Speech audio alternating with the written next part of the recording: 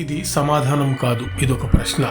అందరూ నమ్ముతున్న నిజాలను మరొకసారి ప్రశ్నించే ప్రయత్నం. ఈ లోకం స్పష్టంగా చెప్పని నిజాల్ని బిట్వీన్ ద లైన్స్లో చదివే ప్రయాణం. మతం ఇచ్చిన సమాధానాల్ని కాదు, సైన్స్ ఇచ్చిన తీర్పుల్ని కాదు, వాటి మధ్య మిగిలిపోయిన అన్కంఫర్టబుల్ క్వశ్చన్స్ని మాత్రమే ఇక్కడ అడుగుతాను. ఇది మీకు చేసే నీతి బోధ కాదు, మిమ్మల్ని భయపెట్టాలనుకునే కథ కూడా కాదు, బట్ మీ అందరినీ ఆలోచింపజేసే ఒక ప్రయత్నం. ప్రశ్నలతో మొదలయ్యే ఆ ప్రయాణానికి స్వాగతం. This is out cider. మరణం మనిషి చివరి చరణం. పాపపుణ్యాలను లెక్క చేయకుండా, పేద ధనిక తేడాలు చూడకుండా నిష్పక్షపాతంగా అమలవుతున్న ఒకే ఒక న్యాయసూత్రం మరణం. కట్టుకున్న కళ్ళ సౌధాలను, పెంచుకున్న అనుబంధాలను, పంచుకున్న అనుభూతులను నిర్దాక్షిణ్యంగా అంతం చేస్తున్న ఒకే ఒక ధర్మం మరణం. చావు పుట్టుకలు మనిషి చేతిలో లేకున్నా వాటితో కలిగే సుఖదుఖాల అంతిమ ప్రయోజనం మాత్రం వాడికే దక్కుతుంది.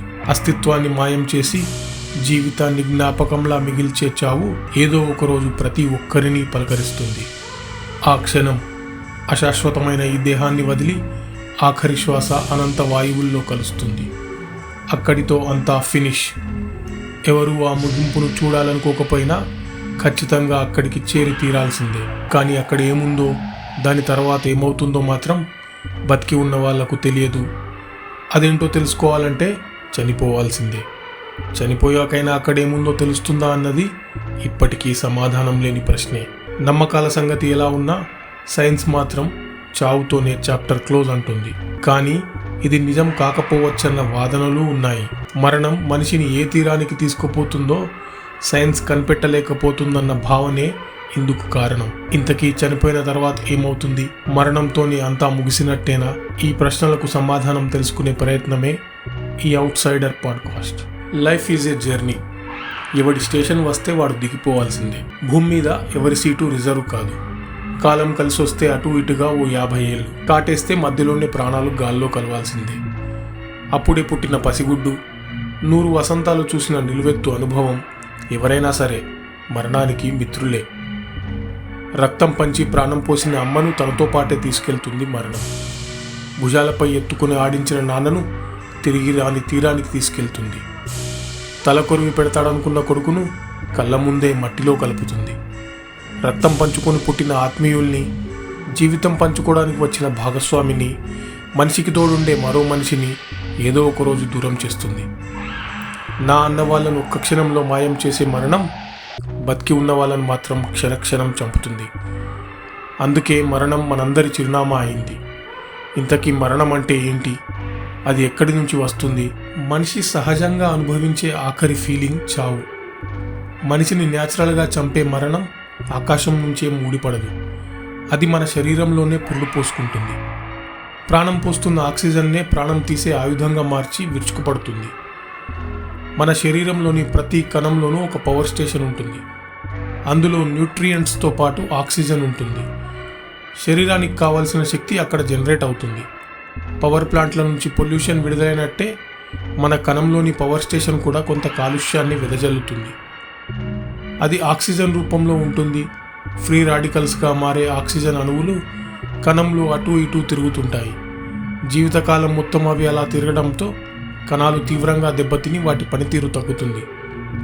అప్పటి నుంచి మనిషి మరణానికి దగ్గరవుతాడు. ఒక కణం నుంచి ఇంకో కణం, దాని నుంచి ఇంకొకటి, ఇలా మనిషి పుట్టినప్పటి నుంచి శరీరంలోని కణాలు కోట్లాది కణాలను తయారు చేస్తూనే ఉంటాయి. వాటిలోని డిఎన్ఏను కొత్త కణంలోకి కాపీ చేస్తూనే ఉంటాయి. అలా చేస్తున్నప్పుడు కాస్త డిఎన్ఏ పాత కణంలోనే ఉండిపోతుంది. ఆ కణంతో పాటే అందులోని డిఎన్ఏ కూడా అంతమవుతుంది. దీంతో కోట్లాది సార్లు కణాలు కాపీ అయ్యాక చాలా డిఎన్ఏను మనం కోల్పోతాం. దీంతో కణాలు కొత్తగా పుట్టవు. అలా జరిగిన 10 సెకండ్లకే మెదడు పనితీరు ఒక్కసారిగా పడిపోతుంది. 4 నిమిషాలకు తిరిగి బాగు చేయలేని విధంగా నాశనం అవడం మొదలవుతుంది. శరీరం స్పందనలను కోల్పోతుంది. అన్నిటికంటే చివరిగా వినికిడి శక్తిని కోల్పోతాం. ఆ తర్వాత శరీరం చనిపోతుంది. 24 గంటల తర్వాత చర్మ కణాలు డివైడ్ అవడం బంద్ అవుతుంది. 37 గంటల తర్వాత చివరి స్పందనను రికార్డ్ చేసి మెదడు పనిచేయడం ఆపేస్తుంది. దీంతో మనిషి మరణం పూర్తవుతుంది. సైంటిఫిక్గా చావుకు సంపూర్ణ డెఫినేషన్ ఇది. కానీ మరణం తర్వాత ఏం లేదన్న సైన్స్ వాదనను నమ్మేవాళ్ళు చాలా తక్కువ. భూమి మీద ముగిసిన జీవితం ఇంకెక్కడో కంటిన్యూ అవుతుందన్న విశ్వాసమే ఈ అభిప్రాయానికి కారణం. మరి అది నిజమా అంటే మాత్రం నమ్మకాలకు వాస్తవికతతో పని లేదన్న జవాబు వినిపిస్తుంది. మరణం తర్వాత ఏమవుతుందన్న ప్రశ్నకు మెజారిటీ మతాలన్నీ క్లారిటీ ఇచ్చాయి. కొన్ని పునరపి జననం, పునరపి మరణం అంటే, మరికొన్ని చావు తర్వాత శూన్యమే అన్నాయి. అన్ని మతాలు కూడా మంచి చేస్తే స్వర్గం, చెడు చేస్తే నరకం అనే హెచ్చరించాయి. భౌతికంగా చనిపోయిన ఆత్మ మాత్రం అస్తిత్వాన్ని కొనసాగిస్తుందన్నాయి. పాపపుణ్యాల ఫలితాన్ని ఆత్మే అనుభవిస్తుందని చెప్పాయి. కొన్ని మతాలు చనిపోయిన తర్వాత జీవితం భయంకరంగా ఉంటుందని చెబితే, మరికొన్ని మాత్రం ఎంత స్వేచ్ఛగా బతికామో చనిపోయాక కూడా అలానే జీవితాన్ని కంటిన్యూ చేయొచ్చని చెప్పాయి. హిందూ ధర్మం ప్రకారం ప్రతి మనిషికి మరణం తర్వాత మళ్ళీ జన్మ ఖచ్చితంగా ఉంటుంది. ఇదంతా ఆ మనిషి చేసే కర్మల మీద ఆధారపడి ఉంటుంది. కర్మ అంటే శారీరకంగా కానీ మానసికంగా కానీ చేసే పని. ప్రపంచంలో ప్రతి జీవి పుట్టడానికి కారణం ఆ జీవి ముందు జన్మలో చేసిన కర్మఫలమే. చెడు కర్మకి పాపం, మంచి పనికి పుణ్యం దక్కుతాయి. వీటిని అనుభవించడానికే ప్రతి జీవి తప్పనిసరిగా జన్మిస్తుంది. ఇది హిందూ ధర్మం చెప్పే కర్మ సిద్ధాంతం. కర్మ సిద్ధాంతం ప్రకారం చనిపోయిన తర్వాత కూడా జీవితం ఉంటుంది. అది ఆ వ్యక్తి కర్మలపై ఆధారపడి ఉంటుంది. ఇక భగవద్గీతలో కృష్ణ పరమాత్మ కూడా ఆత్మకు నాశనం లేదన్నాడు. మనం దుస్తులు మార్చుకున్నట్టే ఆత్మ ఒక దేహాన్ని వదిలి ఇంకో శరీరంలోకి వెళ్తుందని చెప్పాడు. హిందూ ధర్మంలోని ఈ నమ్మకం ప్రకారం చూస్తే మరణంతోనే మనిషి అంతమవుడు, మరో జన్మ ఖచ్చితంగా ఎత్తుతాడు. హిందూ ధర్మం లాగే బౌద్ధం కూడా పునర్జన్మను బలంగా నమ్ముతుంది. అయితే ఇక్కడో చిన్న వ్యత్యాసం ఉంది. ఒక శరీరం నుంచి మరో శరీరానికి ఆత్మ మారుతుందని హిందూ ధర్మం చెప్తే, బౌద్ధం మాత్రం శాశ్వతమైన ఆత్మ అంటూ ఏదీ లేదని చెప్తుంది. మరి పుట్టేది ఎవరు? ఈ ప్రశ్నకు సమాధానం కాస్త ఇంట్రెస్ట్గా ఉంటుంది. బౌద్ధ విశ్వాసం ప్రకారం మనిషి చనిపోయాక ఆత్మ కాదు, అతడి కర్మశక్తి మాత్రమే మరో రూపంలోకి ప్రవహిస్తుంది. ఒక కొవ్వొత్తి నుంచి మరో కొవ్వొత్తిని వెలిగించినప్పుడు జ్వాల ఒకటే అయినా కొవ్వొత్తులు వేరైనట్లు కర్మ ప్రభావంతోనే మనిషిలోని చైతన్యం మరో జన్మను ఎత్తుతుంది. ఈ జనన మరణాల చక్రాన్నే సంసారం అని పిలుస్తారు. కోరికలే దుఃఖానికి మూలమని, ఆ కోరికలను జయించి జ్ఞానోదయం పొంది ఈ చక్రం నుండి విముక్తి పొందడమే నిర్వాణం. నిర్వాణం పొందిన వ్యక్తికి ఇక మరణం ఉండదు, పుట్టుక ఉండదు. అతను అనంతమైన శాంతిలో లీనమవుతాడని బౌద్ధం చెబుతుంది. ఇక క్రైస్తవంలో పునర్జన్మ ప్రసక్తే లేదు. ఒకే జీవితం, ఒకే గమ్యం. మనిషి చనిపోయాక ప్యారడైజ్ అనే విశ్రాంతి స్థలానికి ఆత్మ చేరుకుంటుంది. యేసుక్రీస్తు రెండవ రాకడ సమయంలో జరిగే అంతిమ తీర్పు రోజున చనిపోయిన వారందరూ తిరిగి లేస్తారు. ఆ రోజు దేవుడు ప్రతి ఒక్కరిని విచారిస్తాడు. క్రీస్తును నమ్మి సన్మార్గంలో నడిచిన వారికి శాశ్వతమైన స్వర్గం, పాపాలు చేసిన వారికి నరకం శిక్షగా విధిస్తారు. మరణంతో భూమి మీద తంతు ముగిసిన తీర్పు తర్వాత నిత్యత్వంలో అసలైన జీవితం మొదలవుతుందని క్రైస్తవులు నమ్ముతారు. ఇస్లాం ప్రకారం మరణం అనేది శాశ్వత జీవితానికి ఒక ద్వారం. చనిపోయిన వెంటనే ఆత్మలు బర్జఖ్ అనే మధ్యంతర స్థితికి చేరుకుంటాయి. బర్జఖ్ అంటే ఇస్లామిక్ విశ్వాసం ప్రకారం మరణానికి, తీర్పు దినానికి మధ్య ఉండే ఒక మధ్యంతర కాలం. ఇది ఈ లోకానికి పరలోకానికి మధ్య ఒక అడ్డుగోడగా, సమాధి జీవితంగా పరిగణించబడుతుంది. ప్రపంచం అంతమయ్యే ఖయామత్ అంటే తీర్పు దినం నాడు అందరూ తిరిగి బతికించబడతారు. అల్లాహ్ ముందు హాజరైనప్పుడు మీజాన్ అనే త్రాసులో మనిషి పుణ్యాలను, పాపాలను తూస్తారు. పుణ్యాలు ఎక్కువగా ఉన్నవారికి అంతులేని సుఖాలున్న జన్నత్, పాపాత్ములకు జహన్నం ప్రాప్తిస్తాయి. చనిపోయాక ఏంటన్న ప్రశ్నకు ప్రపంచంలోని 4 ప్రధాన మతాలు ఇచ్చిన క్లారిటీ ఇది. అయితే ఇదే నిజమా? అయితే ఎలా నమ్మాలి? ఈ అనుమానం ఎవరికైనా వస్తుంది, రావాలి. లాజికల్ థింకింగ్కు మెయిన్ ప్రిన్సిపుల్ ఇదే కదా. చనిపోయాక ఏం జరుగుతుందో తెలియాలంటే మరణించిన వాళ్ళు ఎవరైనా వచ్చి మనకు చెప్పాలి. అప్పుడు మాత్రమే ఆఫ్టర్ డెత్ ఏంటన్న క్వశ్చన్కు ఆన్సర్ తెలుస్తుంది. బట్ ఇది ఎలా పాసిబుల్? హాంకాంగ్లో ఉండే అనితా మూర్జానికి కలిగిన అనుభవం సైంటిస్టులకు ఇప్పటికీ సమాధానం లేని ప్రశ్నగా మిగిలింది. 2002లో అనిత కాలర్ బోన్పై కణితి ఏర్పడింది. క్రమంగా అది పెద్దదైంది. డాక్టర్లకు చూపిస్తే క్యాన్సర్ అని తేలింది. తగ్గాలంటే కీమోథెరపీ ఒక్కటే మార్గమన్నారు. కీమోతో కలిగే బాధను సహించడం తనతో కాదనుకున్న అనిత ప్రత్యామ్నాయ చికిత్స చేయించుకుంది. క్యాన్సర్ మాత్రం తగ్గలేదు. అనిత మెల్లగా మరణానికి దగ్గరైంది.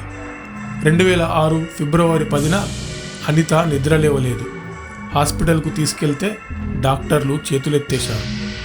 బయోలాజికల్గా అనిత చనిపోయిందని, మెదడు మాత్రం ఇంకా బతికే ఉందన్నారు. దగ్గరి బంధువులను పిలిపించుకోమన్నారు. ఆ రోజు రాత్రి అనిత జీవితంలో ఓ అద్భుతం జరిగింది. ప్రకాశవంతమైన వెలుగును అనిత చూసింది. అందులో నుంచి ఎవరో మహిళ రావడాన్ని గమనించింది. ఆమె మరెవరో కాదు, క్యాన్సర్తో చనిపోయిన విద్య. తన బెస్ట్ ఫ్రెండ్ విద్యకు క్యాన్సర్ అని తెలిసి కూడా చూడ్డానికి అనిత వెళ్ళలేదు. ఎందుకంటే తన ప్రాణ స్నేహితురాలు చనిపోతుంటే చూడలేనని అనిత వెళ్ళలేదట. ఆ ఫ్రెండే అనితను కలిసింది, మాట్లాడింది. తన చివరి గడియల్లో పక్కన లేనందుకు విద్యకు అనిత సారీ చెప్పింది. అప్పుడు విద్య చెప్పిన మాట విని అనిత ఆశ్చర్యపోయిందట. ఉండాలనుకుంటే అక్కడే ఉండొచ్చు, లేదంటే తిరిగి వెళ్ళిపోవచ్చని చెప్పింది. తిరిగి వెళ్ళినా క్యాన్సర్తో బాధపడడమే కదా అన్న ఆమె మాట పూర్తి కాకుండానే అనిత స్పృహలోకి వచ్చింది. అప్పటికి హాస్పిటల్లో అనితను చేర్చి 7 రోజులైంది. కీలకమైన విషయం ఏంటంటే 3 రోజుల తర్వాత అనిత క్యాన్సర్ కణితి 65% తగ్గింది. 3 వారాల తర్వాత అది పూర్తిగా మాయమైంది. ఇంతేకాదు, తాను స్పృహలో లేని 7 రోజులు డాక్టర్లు తనకేం ట్రీట్మెంట్ చేసింది, ఎవరెవరు ఏం మాట్లాడుకున్నారో అన్నింటినీ అనిత చెప్పింది. అందుకే ప్రపంచవ్యాప్తంగా ఉన్న డాక్టర్లు, సైంటిస్టులు అనిత కేసును స్టడీ చేశారు, ఇప్పటికీ చేస్తున్నారు. ఇది అనిత అనుభవం మాత్రమే కాదు, ఒక మతం చెప్పిన నమ్మకం కాదు.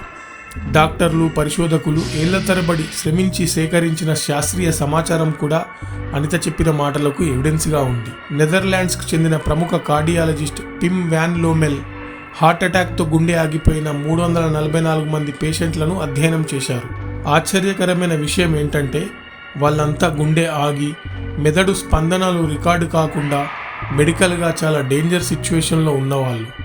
అయితే విచిత్రంగా వారిలో 18% మంది తమ శరీరాన్ని తాము బయట నుంచే చూసినట్టు, డాక్టర్లు ఏం మాట్లాడుకున్నారో విన్నట్టు, ఒక ప్రకాశవంతమైన వెలుగును చూసినట్టు సాక్ష్యాలు ఇచ్చారు. 1975లో అమెరికన్ డాక్టర్ రేమండ్ మూడీ ప్రపంచానికి ఒక కొత్త పదాన్ని పరిచయం చేశారు.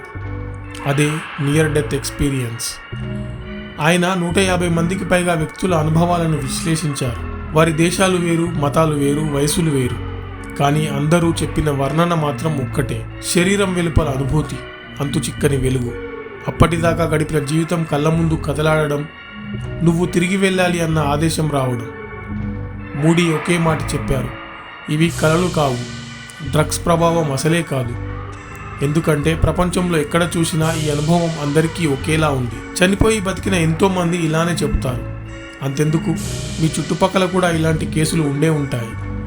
ముసలి వాళ్ళు చనిపోయి ఆ తర్వాత తమను ఎవరో అక్కడి నుంచి వెనక్కి పంపించినట్టు చెప్పిన సంఘటనలు మన దగ్గర కూడా ఉంటాయి. ఇవన్నీ అబద్ధాలు కాదు, నిఖార్సైన నిజాలే అని సైంటిస్టులు కూడా ఒప్పుకున్నారు. కానీ వాళ్ళు చూసింది, అనుభవించింది మాత్రం నిజం కాకపోవచ్చు అంటారు. చనిపోయే సమయంలో మెదడు భ్రాంతికి లోనవ్వడమే ఇందుకు కారణం అంటారు. నిద్రలో కలిగే రెమ్ స్లీప్ లాంటి ఫీలింగే చావు ముంగిట ఉన్నప్పుడు కలుగుతుందట. ఆ టైంలో జ్ఞాపకాలను మెదడు రివైండ్ చేసుకుంటుంది. దాని ఫలితంగానే ఏదో కొత్త లోకంలోకి వెళ్ళినట్టు, అక్కడ తమ వారిని కలుసుకున్నట్టు అనిపిస్తుందట. కీలకమైన విషయం ఏంటంటే చిన్నప్పటి నుంచి మనకు తెలియకుండా మెదడులో రికార్డ్ అయ్యే మతపరమైన భావాలు, చావు తర్వాత ఇలా ఉంటుందన్న వాదనలు ఈ హెల్యూసినేషన్కు కారణమవుతుందని సైంటిస్టులు తేల్చారు. కానీ ఒక్క విషయంలో మాత్రం సైంటిస్టులు క్లారిటీ ఇవ్వలేకపోయారు. ప్రపంచవ్యాప్తంగా కొద్దిసేపు చనిపోయి తిరిగి బతికిన వాళ్ళంతా ఒకేలా మాట్లాడారు. అంటే వెలుగు కనిపించడం, తర్వాత అది సన్నగా మారి తమను వేరే లోకానికి తీసుకెళ్లడం. ఇలా అందరికీ చావు తర్వాత ఒకే రకమైన ఫీలింగ్ ఎందుకు కలుగుతుందో మాత్రం సైంటిస్టులు చెప్పలేకపోతున్నారు. మనిషికి ఆత్మ ఉంటుందా లేదా అన్న ప్రశ్నకు 1901 సంవత్సరంలో డంకెన్ మెక్డాల్ అనే అమెరికన్ డాక్టర్ సమాధానమిచ్చాడు. చనిపోవడానికి ముందు, చనిపోయాక 6 మనుషుల బరువు కొలిచాడు. ఇందులో 21 గ్రాముల తేడా వచ్చిందంటాడు. మనిషి చనిపోయాక శరీరం నుంచి ఏదో శక్తి బయటకు పోతుందని, అదే ఆత్మ అని డంకెన్ చెప్పాడు. ఇంతేకాదు, దాని బరువు 21 గ్రాములని లెక్క చెప్పాడు. డంకెన్ థియరీని చాలామంది సైంటిస్టులు నమ్మలేదు, అదంతా ఫేక్ అని కొట్టిపారేశారు. కానీ డంకెన్ మెక్డాల్ థియరీ శాస్త్రీయంగా అంగీకారం పొందకపోయినా ఆత్మల ఉనికి అనే చర్చను మాత్రం ఇప్పటికీ కొనసాగిస్తూనే ఉంది. బిట్వీన్ ద లైన్స్ నేను ఒకటే చెప్పాలనుకుంటున్నా: మరణం అంటే అందరూ అనుకుంటున్నట్టు ఒక శూన్యం కాదు, అది కేవలం ఒక పరివర్తన మాత్రమే. భౌతిక శాస్త్రంలో ఒక ప్రాథమిక సూత్రం ఉంది. అదే శక్తి నిత్యత్వ నియమం, the law of conservation of energy. ఈ విశ్వంలో శక్తిని ఎవరూ సృష్టించలేరు, ఎవరూ అంతం చేయలేరు. అది కేవలం ఒక రూపం నుండి మరో రూపంలోకి మారుతుందంతే. మన ప్రాణం కూడా ఒక అద్భుతమైన శక్తి స్వరూపం. ఈ దేహం ఒక పరిమితికి లోబడి ఉండవచ్చు, ఈ ఊపిరి ఆగిపోవచ్చు, కానీ మనలోని ఆ చైతన్య శక్తి మాత్రం నశించదు. మతం చెప్పే పునర్జన్మ అయినా, సైన్స్ శోధించే ప్యారలల్ యూనివర్స్ అయినా, ఏదో ఒక రూపంలో ఈ ప్రయాణం కొనసాగుతూనే ఉంటుంది. చివరిగా ఒక్క మాట, చెట్టు నుండి రాలిన ఆకు మట్టిలో కలిసిపోయి అదే చెట్టుకు మళ్ళీ కొత్త చిగురుగా మారుతుంది. అలా సముద్రంలో కలిసిపోయి మళ్ళీ కొత్తలాగా పుడుతుంది. ఇదంతా ఒక సైకిల్. ఒకే పదార్థం కాలం తీరగానే మరో రూపంలోకి మారిపోతుందంతే. ఇదే ఈక్వేషన్తో మనిషిని ఊహించుకుంటే అతడి దేహం, మనసు, ఆలోచన, ఆత్మ అన్నీ శాశ్వతమే కదా. ఈ లెక్క ప్రకారం చూస్తే మరణం తర్వాత కూడా జీవితం ఏదో ఒక రూపంలో ఉండొచ్చు కదా. మన జీవితానికి మరణం అనేది ఓ అధ్యాయం మాత్రమే, ముగింపు మాత్రం కాదు. శక్తి నిత్యత్వ నియమం ప్రకారం చూస్తే మరణం ఎన్నటికీ ముగింపు కాదు, అదొక నూతన ఆరంభం. నా ఈ ఫస్ట్ పాడ్కాస్ట్ ఎలా అనిపించింది? మీకు ఈ ప్రశ్నలు కొత్తగా అనిపిస్తే మీ థాట్స్ను కామెంట్లో పెట్టండి. నా ఛానల్ను సబ్స్క్రైబ్ చేసుకోండి. ఇలాంటి మరెన్నో ప్రశ్నలతోనే అవుట్ సైడర్ జర్నీ కంటిన్యూ అవుతుంది. Thank you everyone.